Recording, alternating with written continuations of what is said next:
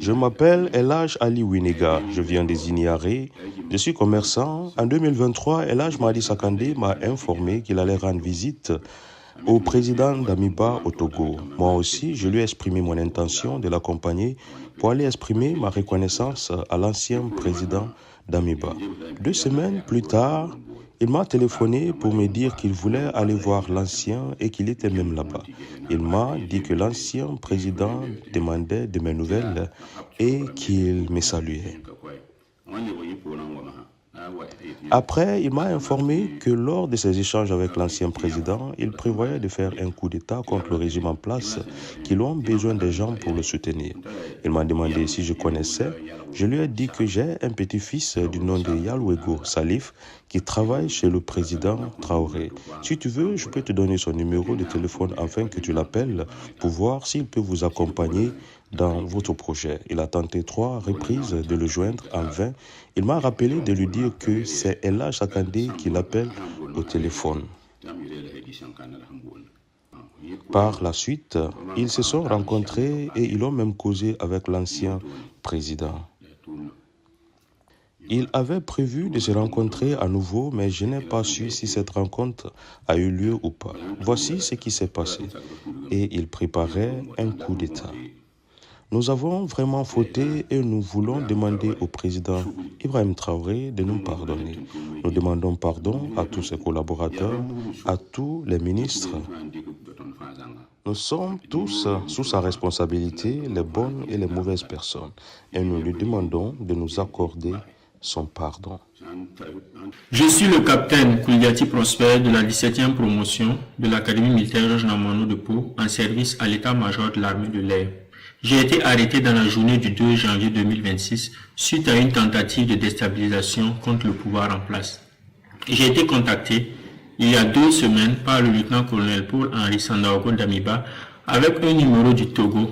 Après plusieurs appels manqués, quand j'ai décroché, il s'est présenté et a souhaité que j'installe Zangui, chose que j'ai faite. Il m'a fait signe quelquefois sur Zangui pour prendre de mes nouvelles sans dire autre chose. Je précise que le colonel d'Amiba avait mon numéro depuis longtemps. Un jour, le colonel d'Amiba m'a contacté pour savoir si j'avais l'application Signal. J'ai dit oui. Et il m'a dit qu'une personne allait me contacter sur la plateforme Signal. Une personne m'a effectivement contacté sur Signal de la part du colonel d'Amiba et qui se nomme le roi David. Je tiens à préciser que le roi David, il s'agit du capitaine Ouédraogo David de la 14e promotion. Il est actuellement au Ghana. Au fil du temps, avant le soir du 31 décembre, David et moi on échangeait entre anciens et jeunes. Quant au colonel d'Amiba, il m'écrivait, il m'appelait, mais avec des codes, il parlait en parabole et demandait si les gens avaient le moral, etc. Et sans pour autant dire clairement qu'il avait un projet aux premiers instants.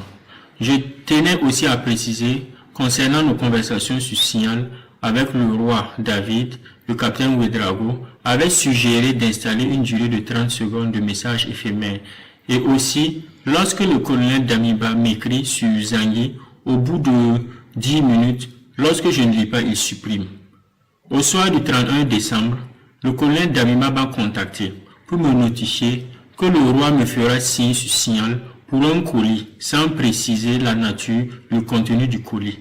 Le roi m'a fait signe sur Signal, en donnant 2 numéros. L'un chez qui je devais récupérer et l'autre celui à qui je devais remettre. C'est là que j'ai impliqué mon frère Sargo Robert. Il est entré en contact avec l'intéressé et récupéré le colis. Je tiens à préciser que Robert a juste fait la course pour moi. Quand j'ai récupéré le colis, avant qu'il n'aille remettre, j'ai ouvert le colis. C'était de l'argent. Il y avait 8 millions. J'ai décidé volontairement de soutirer 3 millions avant de faire remettre le colis de 5 millions à l'intéressé, par l'intermédiaire de Robert. Le colonel d'Amiba m'a écrit qu'il allait m'appeler le 2 janvier soir pour une mission qu'il allait me confier. Effectivement, le 2 janvier soir, comme promis, le colonel d'Amiba m'a appelé pour dire que le colis était à partager entre David et moi. Et la mission qu'il voulait me confier était de couper la tête du pasteur. Je tiens à préciser que le passeur, il s'agit du capitaine Passéré, commandant la base des drones de Stapone. Une fois la tête du passeur coupée, les drones allaient être inopératifs pour que des unités puissent entrer en action, car selon le colonel Damiba, l'obstacle était la base des drones de Stapone. Depuis sa position, le colonel Damiba avait installé son PC, dont il était en contact avec des gens, et lui seul les connaissait, à qui il avait attribué des rôles. Moi et tout l'ensemble des missionnaires devraient passer en action le 3 janvier 2026 à 23h, selon les horaires du colonel Damiba. Je demande clémence à son Excellence le capitaine Ibrahim Traoré, à la population et à toute la hiérarchie militaire. Je suis le sergent Yalaouero Salfo, matricule 12 180 10 463 en service à la garde républicaine, plus précisément au bataillon d'appui de protection des sites 2. Il y a de cela 2 semaines environ, un numéro inconnu m'a appelé plusieurs fois dont je n'ai pas décroché. C'est là, quelques minutes plus tard, mon oncle El Archiwimenga Ali, commerçant de profession résident à Zignaré, m'a contacté que de décrocher le numéro car c'est lui qui a donné mon numéro de m'appeler, que c'est son ami El Ad Sakande m'a dit. Chose que j'ai pu faire, j'ai décroché l'appel. El Ad Sakande m'a fait savoir qu'il veut me voir très urgemment, qu'on peut se voir à quelle heure. J'ai dit ok, je vais vous communiquer. Mais 3 jours plus tard, que connexion fut établie. Et ça a été au terrain de la Perle à Ouaga 2000, côté est du terrain. Arrivé, il m'a salué et il a appelé un numéro, mais passé. Et la personne a commencé à me parler à ces termes. Ça va? J'ai dit ça va. Et à Ouagadougou, j'ai dit tout va bien. Il y a quelle nouvelle là-bas? J'ai dit tout va bien. Tu sais c'est qui? J'ai dit ah vraiment je ne vois pas c'est qui. Et, ah bon? Ok. Que c'est le lieutenant-colonel Paul-Henri Sandaogo Damiba au téléphone. Chose que j'ai dit ah ok. Tous mes respects. Il dit bon. Et après on va causer avec toi. Et notre communication s'est arrêtée là-bas ce jour. 2 à 3 jours plus tard, El Ad Sakande m'a recontacté que le lieutenant-colonel Paul-Henri Sandaogo souhaite me parler. Mais je peux passer tout de suite. J'ai dit, vous êtes à quel niveau? Il m'a donné l'aliment qui était à son bureau. Chose qui fait, j'ai été. Et il a appelé le lieutenant-colonel Paul-Henri Sandaogo me passer. C'est là, le lieutenant-colonel Paul-Henri Sandaogo m'a fait savoir qu'il est soldat comme nous, comme moi, et il sait que c'est pas simple. Mais tu ne demandes pas, mais j'ai une commission pour toi. Que la commission sera disponible soit demain ou après-demain avec El Ad Sakande Madi, que tu pourras passer récupérer. Chose que je l'ai remercié pour l'acte qu'il venait de faire. Et qu'il a précisé également que Sakande Madi va me préciser des choses, des trucs. Après notre échange, il a coupé. C'est là El Ad Sakande Madi m'a fait savoir de façon claire que c'est un projet de coup d'État.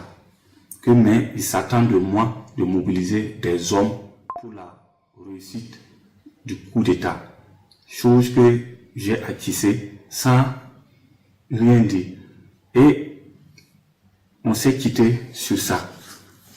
Le deuxième jour que je devais récupérer mon colis, j'ai appelé El Ad Sakande Madi.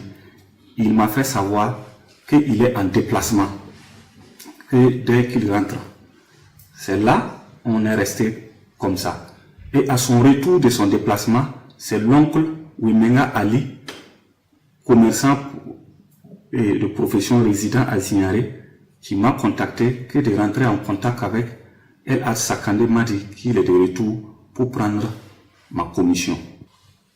Je tiens à préciser que quand j'ai eu les détails clairs du rôle que je dois jouer, qui est un projet de déstabilisation, je me suis mis à travailler en me mettant en contact avec mes hommes que je fais plus confiance.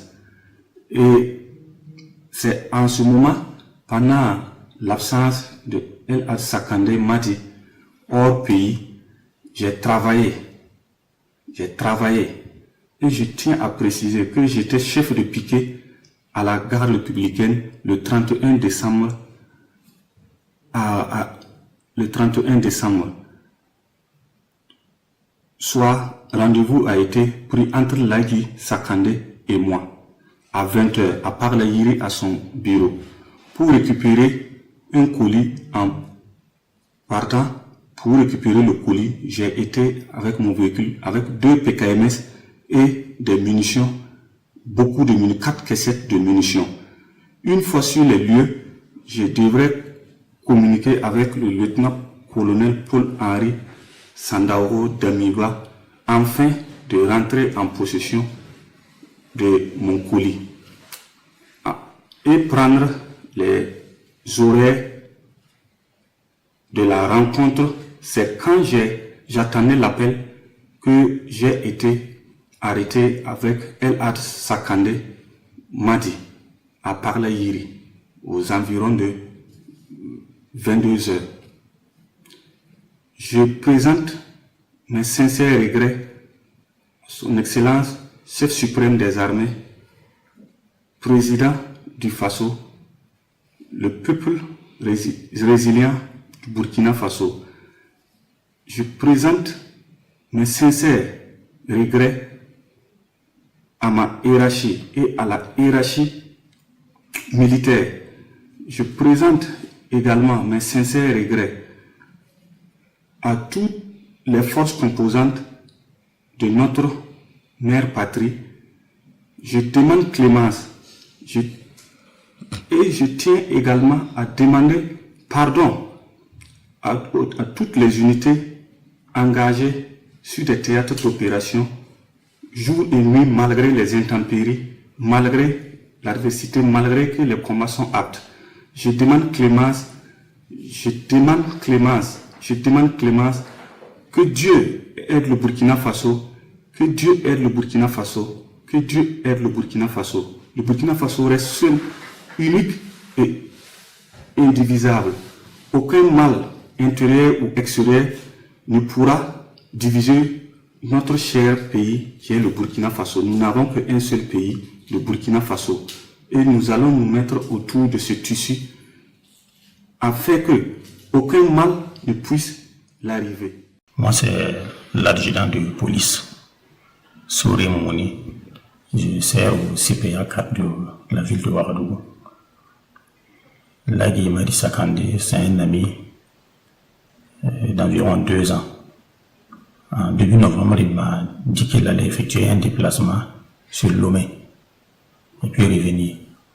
Effectivement, à son retour, il m'a dit qu'il a pris attache avec l'ex-président du Sud, le lieutenant-colonel Paul-Henri Sandaoro Damiba, et qu'ils avaient nourri l'idée de déstabiliser les institutions de la République et de prendre les commandes. Ainsi, il m'a demandé qu'il allait avoir un déplacement et si je pouvais en tout cas l'accompagner dans son déplacement. Effectivement, il m'a appelé de l'accompagner en Côte d'Ivoire, la première ville, précisément à Ferké. Il devait prendre une commission là-bas. Alors je l'ai accompagné, nous sommes arrivés à Ferké.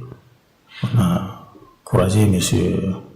Traoré Poulema, qui est opérateur économique.